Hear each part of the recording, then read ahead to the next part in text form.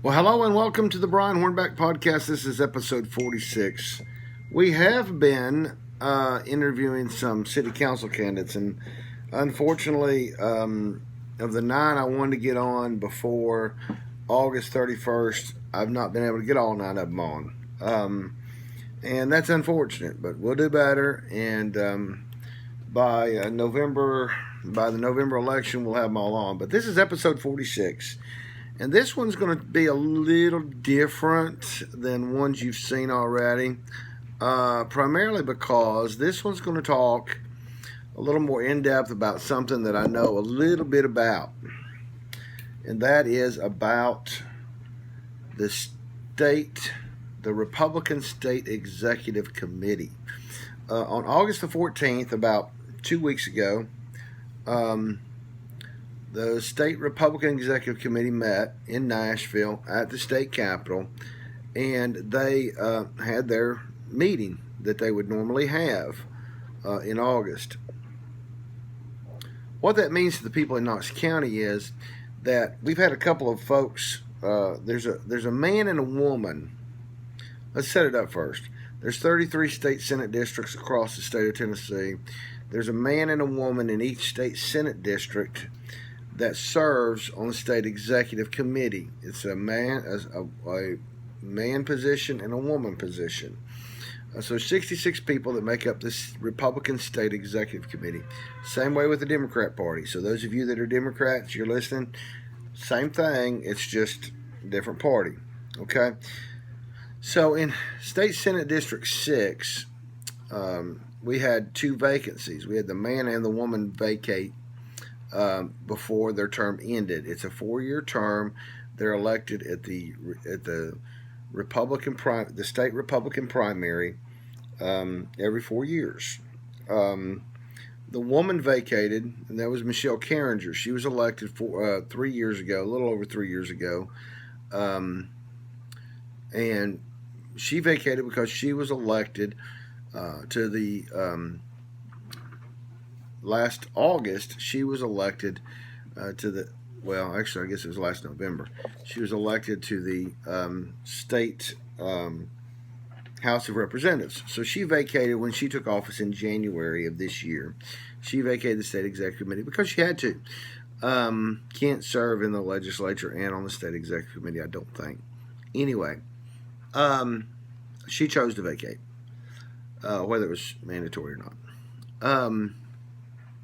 The man, Matt Coleman, had resigned because he and his family had bought a farm in Loudoun County. So obviously, he's moved down to I believe it's the 5th district, Senator McNally's district. So there was a vacancy in May. So there was 3 people that were on a vetting committee for the man, and 3 members of the State Executive Committee that were on the vetting committee for the other. And so in Knox County, we have folks in Knox County who are either in State Senator or Lieutenant Governor Randy McNally's district in District 5, or you're in State Senator Becky Massey's district, which is District 6, or you're in State Senate District 7, which is Senator Dr. Richard Briggs' district. So what they did was they took both Jane Chedester, who is in District 7, and James Corcoran, who's also in District 7. Now, Jane Chedester, in a previous 4 years ago, had served in District 6, but she'd moved to 7. So 3 years ago, she was elected as the Committeewoman in District 7. So those 2 individuals were involved in both committees, vetting the 2 committees. Now, Amy Jones, who is the Committeewoman in District 5, which is Lieutenant Governor McNally's district, she was on the Committeewoman vetting committee, and Scott Smith, who's the Committeeman for District 5, was on the committee to vet the man. They were prepared in May, as I understand it, the committees were, with their recommendations. Their recommendations were for Committeewoman. Their recommendation was Lanna Smith. She's former Miss Tennessee, She's also the wife of former state representative Eddie Smith. For the Committeeman, they had recommended myself, Brian Hornback. And I've been let's just talk about that real briefly. I have lived in State Senate District 6 since 1973. I've been active in Republican politics since 1982 when I was 16 years old. Cast my first ballot after I turned 18 in November of 1984, which was for then President Ronald Reagan when he landslide victory against Walter Mondale. And I've never missed an election, and I've never not cast a Republican primary ballot. So fast forward, that was from what I understand, the committee was prepared in May, but at the May meeting they chose to put it off until August. Sometime around the 1st to the middle of July, the Knox County Executive Committee, which is the committee that runs the county Republican Party, voted to recommend Elaine Davis, their first vice chair of the county party, and Randy Pace, the immediate past chair of the Knox County Republican Party, to the SEC for those appointments. Now, when you're a member of the State Executive Committee, you have a vote on the County Executive Committee. And so what that would have meant was that really there would not have been, instead of having 4 folks voting on the County Executive Committee, you would have 2. It just means that didn't mean that Pace got to cast 2 votes, didn't mean that Elaine Davis got to cast 2 votes. It just meant that the County Executive Committee would have been watered down. So anyway, it goes to there were in August the 14th at State Executive Committee, there was about 2 or 3 other State Executive Committee seats that had to be filled. But when they got to the Committeewoman, the committee recommended Lanna Smith, and there was a nomination of Elaine Davis from the floor, so they went to a ballot vote. And then the committee reported out the recommendation was Brian Hornback, and someone from the state committee, someone motioned Randy Pace and seconded that, and that went to a vote. After both votes were cast, they took a break while the committee of 3, I believe it was, counted the votes, and they came back and said that Lanna Smith had won the election and myself had won. I immediately took the seat. Lanna Smith, because of health reasons, could not be there. We voted on 2 things. You've read or you've heard that we've eliminated that the state party has eliminated the opportunity for vouching. That is not true. If someone files a petition to run for any position on the Republican ballot, they need to, in order to have been a bona fide Republican, they needed to have voted in 3 out of 4 state Republican primaries. If they haven't, then they could have invested time or money in order to be what we call a bona fide Republican. However, there's a provision that allows that if you that you can get individuals who are elected officials or party officials who are bona fide to vouch for you. And in a recent, I'm not going to rehash it all, but in a recent state representative race here in Knox County, that was brought up. 3 elected officials, county mayor, a congressman, and a sitting state senator vouched for someone. There was some controversy about it. Ultimately, he was placed on the ballot. Now, the issue is in the old rules, to be placed on the ballot, and the one person, there was only one person that could rule that someone was bona fide based on those vouches, and that was the state chairman. So the rules are now changed. You can still have someone vouch for you if you don't meet the criteria, but instead of just the state chairman vouching for you, it would be the 2 state executive committee people in the district that you reside in, as I understand it.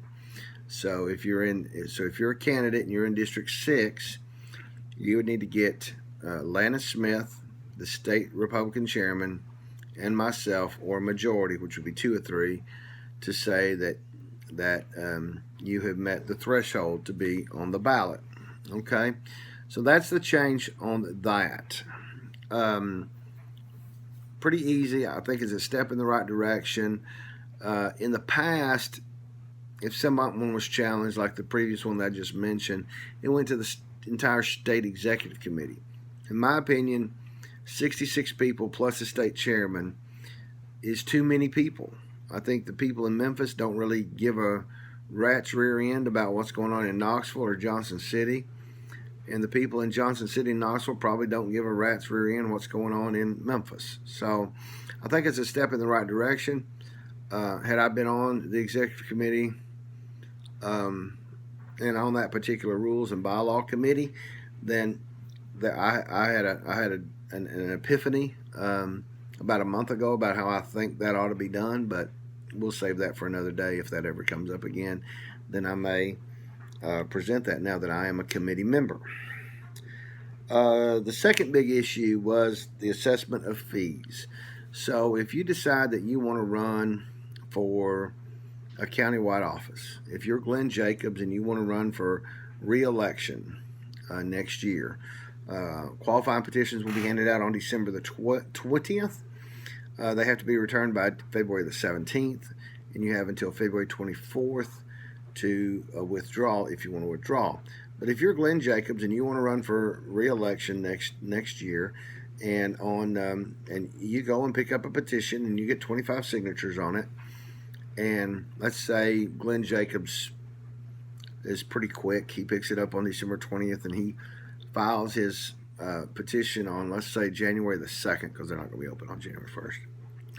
Then he has 7 days after the date that he files that particular qualifying petition to send $100 to the Tennessee Republican Party. It's called an assessment of what we did as the state executive committee by a vote of 33 to 22, so there was 55 people there, or 55 people that voted. You are allowed proxy votes. So he'll have to pay $100 as a filing fee to be a Republican or on the Republican ballot. If you don't pay that fee, then the state chairman will notify the local election commission, and they will take your name off as a Republican. And so here's the fee structure. Got something flying around in here. The fee structure is for governor and for United States senator, it's $5,000. For U.S. Congress, it's $2,500. For state senate, it's $1,000.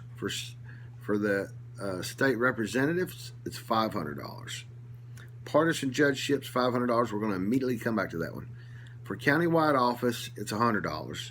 And to run for county commission or constable, in Knox County we don't have constables, but to run for county commission, it would be $25. Now, I said we're going to come back and revisit the partisan judgeships. With judges, they are not allowed to begin. First of all, judges are not allowed to directly or indirect. Well, they're not allowed to directly request or seek funds to run for office. They are not allowed. They have a committee. They have a treasurer and a committee, and so those are the folks that have to ask for campaign donations. They can only do that a year from an election. So this past May, the election for 22 is May the 3rd. It's the first Tuesday of May, May 3rd, 2022. So judges were not able to start asking for money. Their people, their committee, their campaign, whatever, was not able to start asking for donations until a year out. Okay, But also in that, judges do run as Republican and Democrat. For 8 years ago, Chancellor Eddie Pridemore beat incumbent Democrat Chancellor Darrell Fanzler, and Circuit Court Judge Bill Ayler beat incumbent Circuit Court Judge Harold Wimberly. Those were the last two Democrat judges in Knox County. In order now to do that, they have to, and so they do run as Republican Democrat, okay? But they're not really allowed to. The canons of judicial ethics don't allow them to be directly involved in parties, although they run as a party, okay? So it's a little confusing. But anyway, so there was some question after we imposed this, and James Corcoran, who's a lawyer in Knoxville, who serves on District 7 for the State Executive Committee, really carried the weight in talking from Knox County in talking to the state chairman about it. Apparently, a lot of judges have been complaining about it across the state. So within the last 2 weeks, it does appear that the state party will probably rescind the assessment of filing fees for judicial candidates because it's in somewhat conflict. Well, that's not somewhat in conflict. It's in conflict with the canons of judicial ethics in how they run their campaigns. Where it's a little bit of gray is that the state Republican Party is codified in state language, but we're not going to fight that fight. We're just going to say, you know what? We're probably very likely just going to back that out and not charge the judges a filing fee. So here's the rationale. The rationale is that some people call it an incumbent protection tax. Well, it's not necessarily true because the incumbents have to pay it too. So if you've been in the state legislature for 5 terms, 10 years, if you've been in the state house is 2 years, state Senate's 4 years. If you've been in the state house for 5 terms, 10 years, you still got to pay $500 every 2 years when you're up for re-election. And here's the interesting thing. So they're up every 2 years. So every 4 years, they're paying $1,000, right? Their opponents are having to pay $500 in order to oppose them, okay?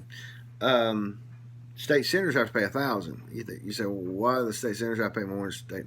Because state senators are up every 4 years. So really, it's the same amount of money, okay?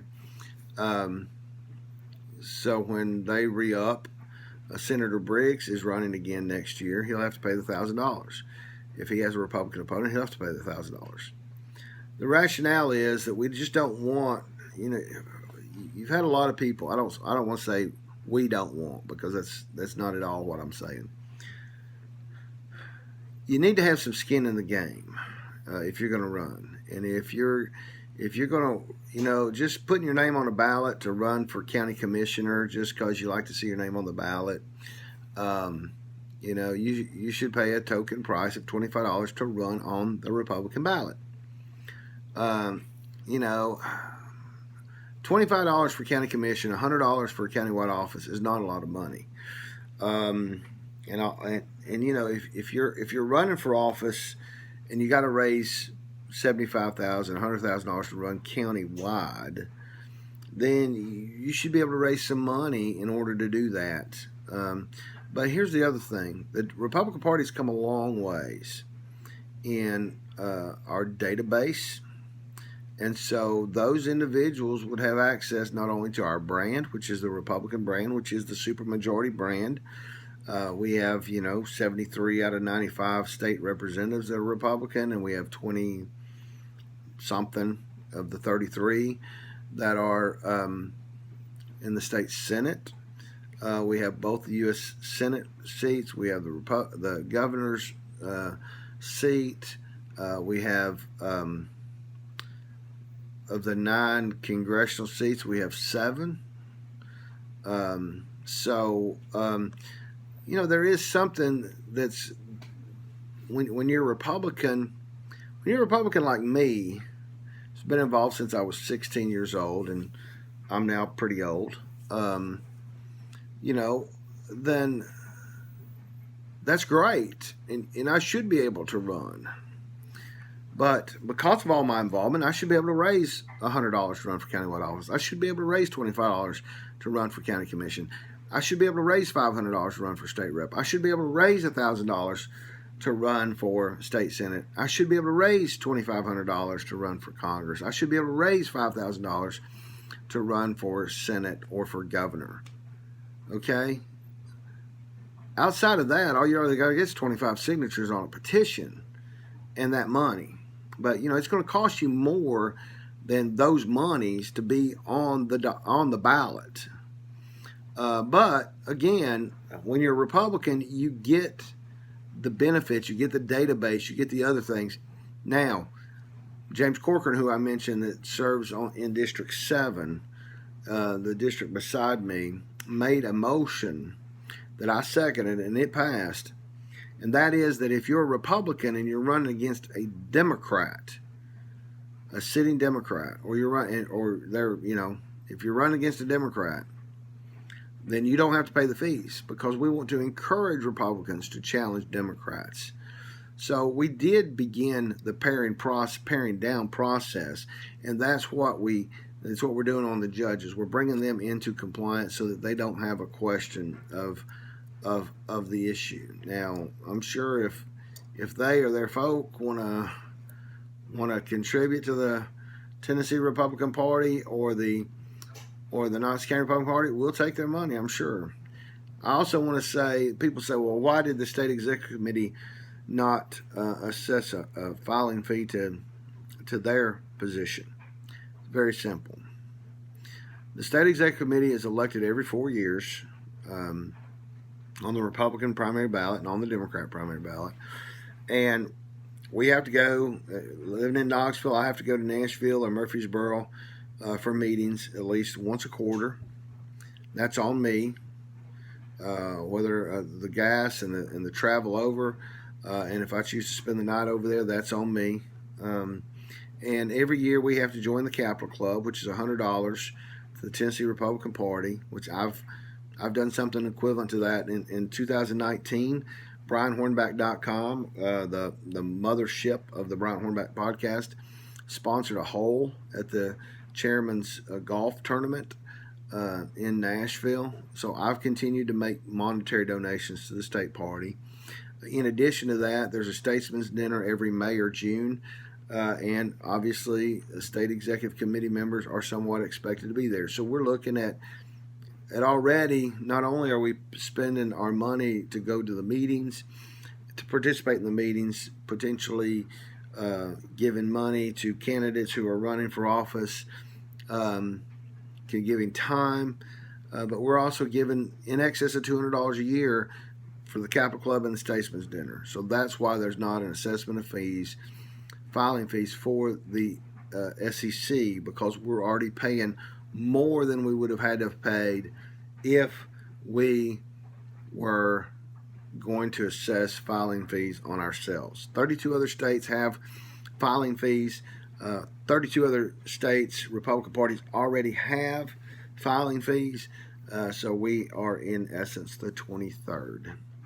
I hope that answers a lot of the questions that are coming up about the SEC in recent days. I am serving for the remainder of Matt Coleman's term, which will expire after the August 2022 election. Anyone that is a man that would like to run for Republican State Executive Committee man in District 6 is welcome to run next year. I don't know when the petitions for that will be picked up, because that's a state primary, and so those petitions will be passed out sometime probably around March or April, with a return date of 60 days after they're handed out. So that's where we are with that. So I hope that kind of clears things up. As always, if you have questions, reach out to me on the social medias, comment on the podcast, particularly if you're watching the YouTube. My email is Brian, Brian, at Brian, Brian, Hornback, HORNBACK.com. So that's Brian, one word, at BrianHornback, one word.com. Anyway, those of you that aren't that excited about how the state Republican Party operates, you're not that excited about the state executive committee, I'm sorry that episode 46 of the Brian Hornback podcast has bored you, but I do appreciate you listening. I appreciate you wherever you listen to the podcast, whatever streaming service you use. I thank you for that. Give us a rating. If you're watching us on YouTube, like it, share it, subscribe to it. That's how we grow the podcast. And always check brianhornback.com. There's stories going up there every day, sometimes multiple stories a day, depending on what's going on. And I appreciate you taking the time to listen. And you have a great day, and we will talk at you later.